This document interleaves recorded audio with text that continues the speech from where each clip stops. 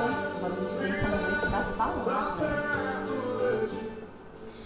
É isso aí, querido ouvinte, estamos chegando ao fim do nosso programa Jornada Feliz. E às vezes aí na sua casa você olha e pensa assim, mas que pena. Mas eu quero dizer algo muito bom para você. A gente vem para aquele momento mais importante desse programa, né? Todos os momentos são importantes, mas esse de fato traz um alento, uma paz, uma direção, né, para o seu coração, para o seu final de semana. A gente entra aqui então agora com o momento da palavra para finalizar hoje.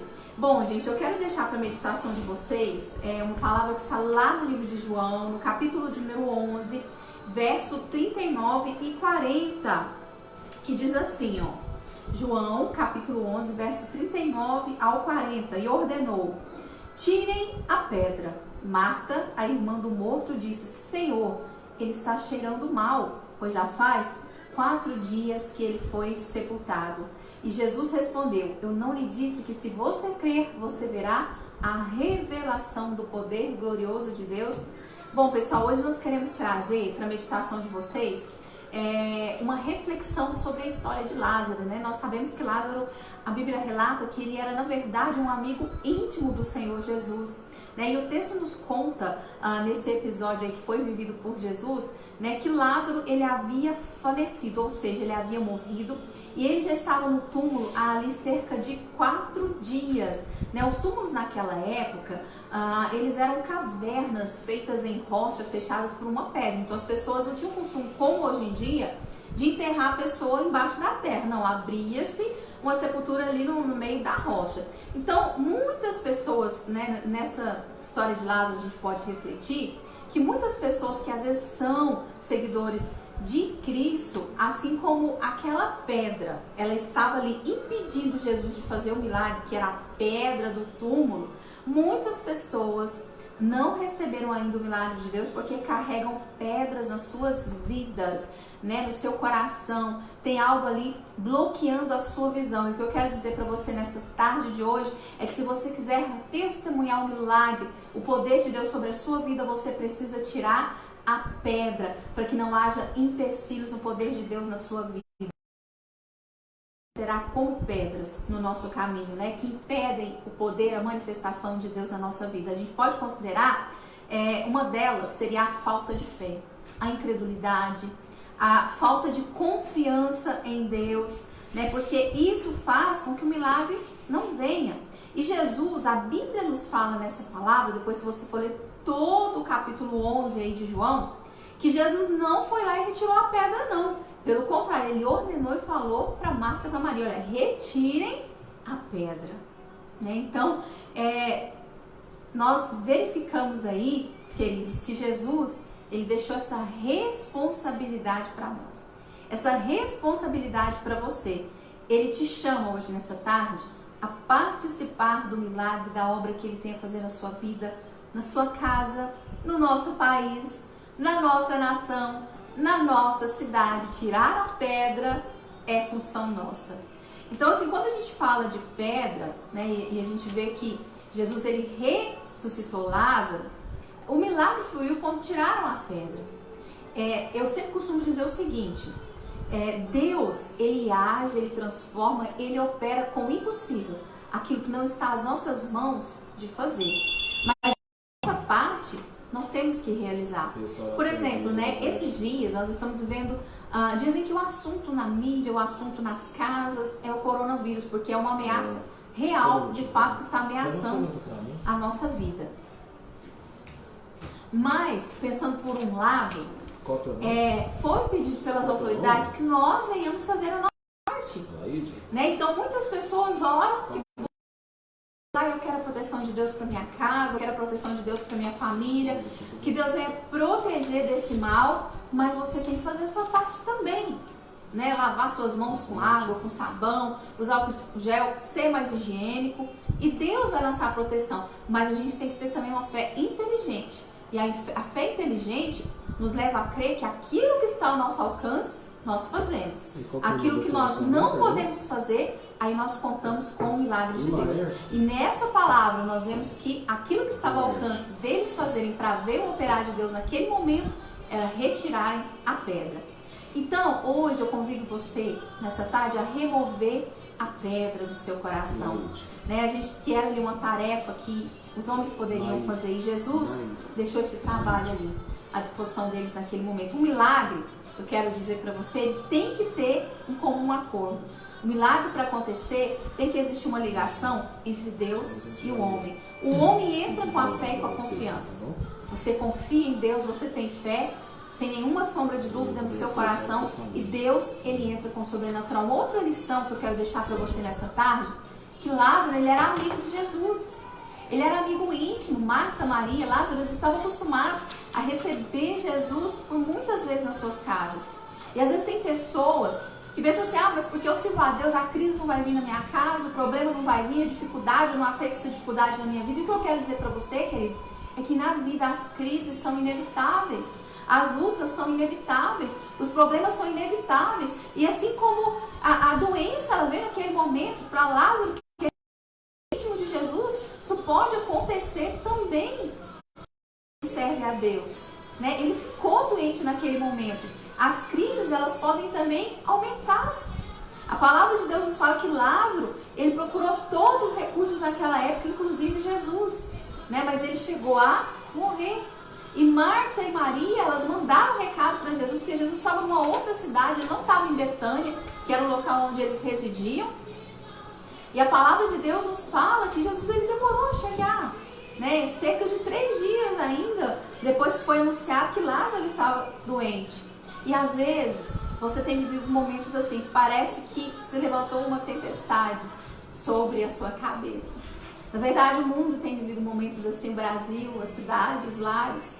E às vezes você ora, né? E quanto mais você ora, você olha para o seu lar e parece que o seu lar ele foi atingido com artilharia pesada, o seu emocional, a sua fé.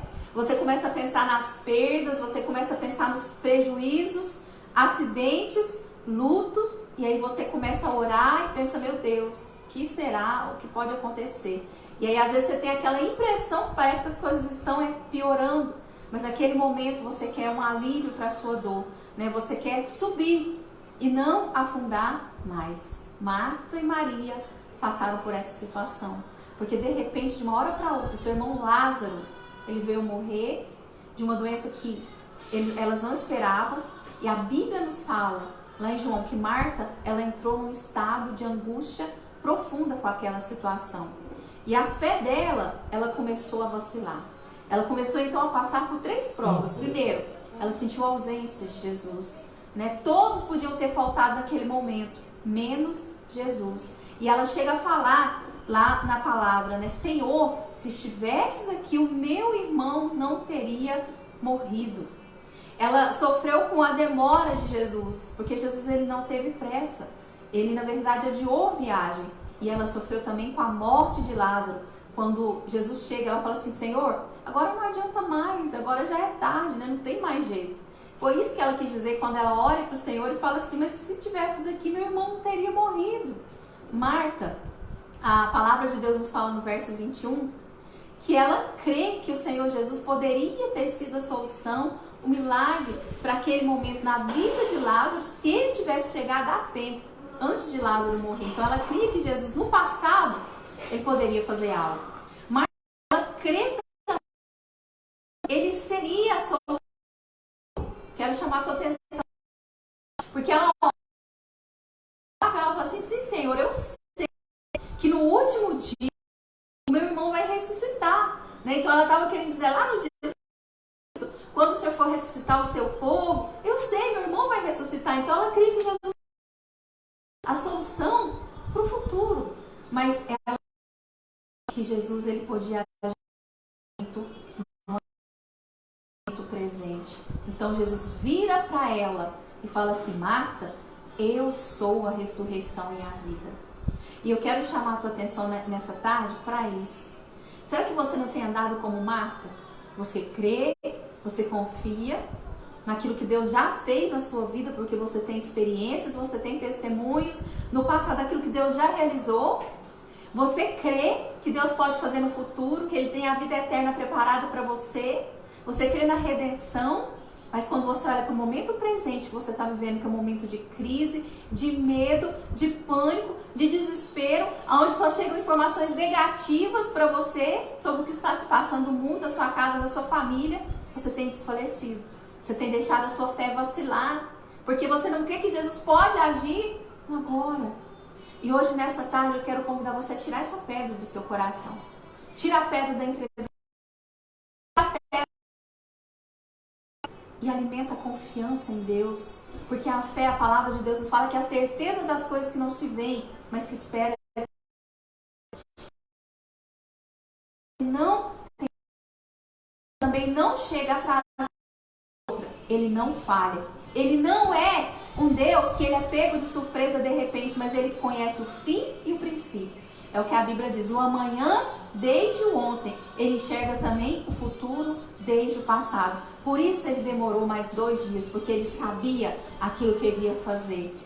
Em Romanos 8, 21, a palavra de Deus também nos fala que todas as coisas cooperam para o bem daqueles que amam a Deus e foram chamados segundo o seu propósito. Talvez você não entenda por que você está passando tamanha crise, tamanha dificuldade. Você olha e fala assim, mas eu sirvo a Deus, eu não sei por que sobreveio essa luta sobre a minha casa. E eu convido você a lembrar dessa palavra. Queridos, nós precisamos crer que tudo coopera para o bem. Quando a gente lembra desse versículo, vem na minha mente de imediato a história de José. Lembra de José? Deus tinha uma obra a realizar na vida de José, lá no Egito. E ele foi odiado, ele foi vendido, ele foi traído, ele foi preso, ele foi esquecido, ele precisou vivenciar aquela história. E Deus, no momento certo, ele o elevou, mostrando que ele estava no comando. O que eu quero dizer para você, em Cristo você é mais que vencedor. Deus está no comando. A situação não saiu do controle de Deus. Jesus, ele não age pela mas ele saiu da Galileia certo de que seria preso, morto, crucificado, mas nada o deteve. Ele não levou em conta a vergonha da cruz. No Evangelho de João, Jesus ele se manifestou 7 vezes, mostrando que ele é aquele que age também no presente, que ele é aquele que age no agora.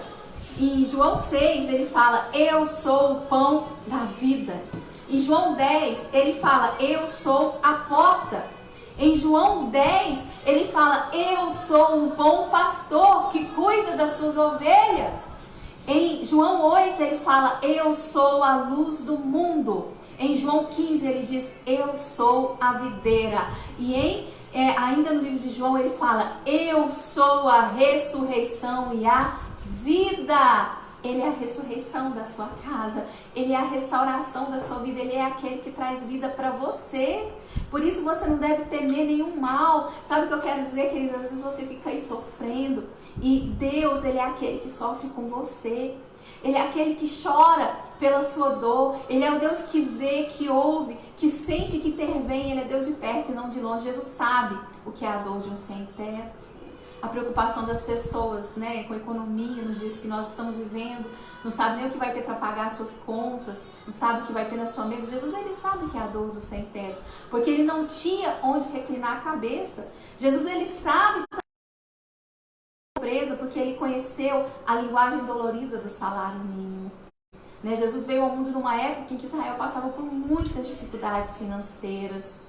Jesus, ele sabe também o que é a dor da solidão. Nas horas mais difíceis, a palavra de Deus nos fala que ele estava só. No Getsêmani, ele foi deixado só. Para a cruz, ele foi só.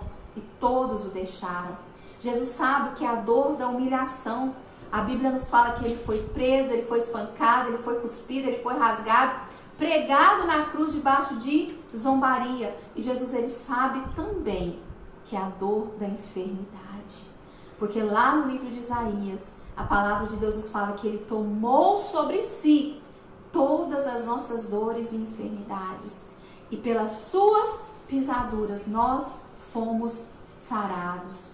E Jesus sabe também, querido, o que é a dor da morte, a dor da perda. Ele mergulhou sua alma na morte para matar a morte. Com a sua morte, ele tirou o aguilhão, o poder da morte com a sua ressurreição. Por isso que ele tem uma promessa de vida eterna para o seu povo, de vida eterna para o seu servo. Jesus, naquele momento, quando você lê fala que ele chorou. É o único momento na Bíblia que relata que Jesus chorou. E aquilo nos chama muita atenção. Mas nos mostra que ele se solidarizou com a dor naquele momento. Tão amigo de Marta, tão amigo de Maria. Ele sabia o milagre que ele poderia fazer. Mas ele sentiu naquele momento a dor daquelas mulheres. Ele sentiu a opressão. Por quê? Porque ele se compadece, ele se importa com a nossa dor. Ele se importa com o que você sente. Ele sofre com você. Ele chora com você. E ele tem compaixão e misericórdia para derramar lágrimas dos olhos de Deus. Ele com os nossos sofrimentos, com os nossos traumas. Eu quero dizer que ele é um Deus apaixonado. Dor para sua dor. Saiba que você não está sozinho nessas dúvidas que você tem, né? Nesses momentos que às vezes você se sente só, que você vem a angústia, a opressão sobre a sua vida. Jesus está com você, Ele está com a sua família e Ele pode realizar o milagre, Ele pode enviar a provisão. Mas para isso, para nós enfrentarmos esses dias difíceis, porque a Bíblia fala que tem também o dia mau, esses dias maus que nós estamos vivendo, nós precisamos tirar a pedra. Tira a pedra da incredulidade, da falta de fé, da falta de confiança. Descansa no Senhor. Descansa nele. Confia no seu poder. Porque ainda que você não entenda, todas as coisas estão dentro do propósito dele. Tudo. Não é algumas coisas. Tudo contribui para o bem. Daqueles que amam a Deus e foram chamados segundo o seu propósito. Você pode hoje estar vivendo dias de dores, de sofrimento, de angústia. Mas enquanto você está aí orando, clamando, buscando, entrando em intimidade com Deus, aproveitando esse tempo para ter mais intimidade com Ele, para clamar a Ele, tenha certeza que Ele está para a sua vida, para a sua casa, para a sua família. Porque a aprovação na vida daquele que serve a Deus, ela tem dia, tem hora para acabar. Amém? Então que você reflita nessa palavra, lembre, Jesus, Ele é a ressurreição e a vida, e é no presente. Ele é o Deus do passado, que agiu no passado, Ele é o Deus que tem um futuro maravilhoso preparado para você, para sua família, mas não se esqueça, Ele é também o Deus do agora, da solução do presente, neste momento. E Ele traz alívio para a sua dor, Ele pode ser a cura, Ele pode ser o refrigério. Então que você não se desespere, mas lembre, Ele é a ressurreição e a vida. Amém? Nós vamos então agora estar passando por aquele momento de oração. Nós recebemos aqui alguns pedidos de oração da Alaide, do bairro Santa Luzia, né? A dona Ilair, Maria e Naide. Então nós vamos estar orando para esses pedidos de oração. E você também que está na internet, né? Nós cremos que o nosso Deus pode alcançar você. Então eu peço que você feche os seus olhos e deixe ligar. Senhor Jesus, nós temos momentos também de informação como seres humanos, como cidadãos, e também para ter os momentos de clamar o teu livramento, os teus impossíveis, porque nós cremos que há uma parte que cabe a nós fazer, e nós vamos fazer, e há uma parte que nós não conseguimos dominar, e aí oraremos e clamaremos, porque o Senhor é o Deus do impossível. Pai, nós queremos neste momento apresentar a vida dessas irmãs às tuas mãos que nos pediram oração, a Laide, a Ilaire, a Maria e a Naide. Senhor, que o Senhor alcance essas mulheres onde elas estão. Senhor, que tristeza, enfermidade, dor que tem traumatizado, que tem tentado, Senhor, tirar o repouso, o descanso dessas mulheres que o Senhor lança por terra. Pai, que tudo aquilo que tem se levantado contra as suas vidas, que seja no nome e da autoridade do teu nome, Senhor Jesus, repreendido neste momento, que o Senhor venha fazer cessar as ondas do mar, Senhor, e que o paz, a fé nos traz, que o Senhor é dono de coisas e que o Senhor está no controle e não saiu do controle. Queremos clamar também a tua providência, Senhor, sobre a nossa cidade.